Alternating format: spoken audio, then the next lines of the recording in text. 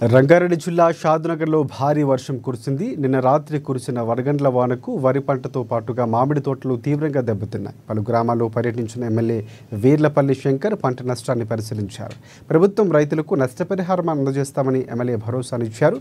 ప్రతి గ్రామంలో ఎంత మేరకు వర్ష ప్రభావం వల్ల పంట నష్టం జరిగిందో అంచనా వేయాలంటూ ఎమ్మెల్యే అధికారులను ఆదేశించారు.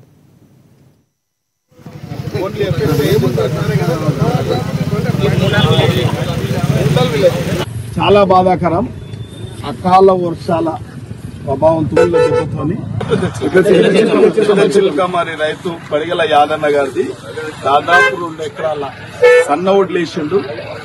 తీవ్రంగా నష్టం జరిగింది కాబట్టి అగ్రికల్చర్ అధికారులను కూడా ఇక్కడ సమాయత్తం చేయడం జరిగింది. వారు కూడా రావడం జరిగింది.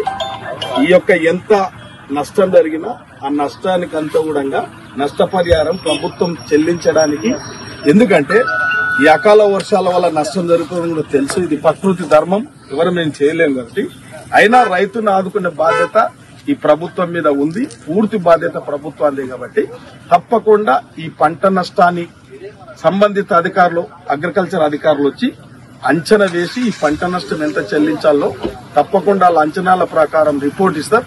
ఆ రిపోర్ట్ ప్రకారం రైతుకు నష్టం జరగకుండా తప్పకుండా నష్టపరిహారం చెల్లిస్తాం. అందరు రైతులు దాదాపు ఈ గ్రామాలలో 2-3 గ్రామాలలో పరకనార మండలంలో 2-3 గ్రామాలలో గంట్లవెల్లి గాని, మన మద్రాపూర్ గాని, తిమ్మాతిపల్లి గాని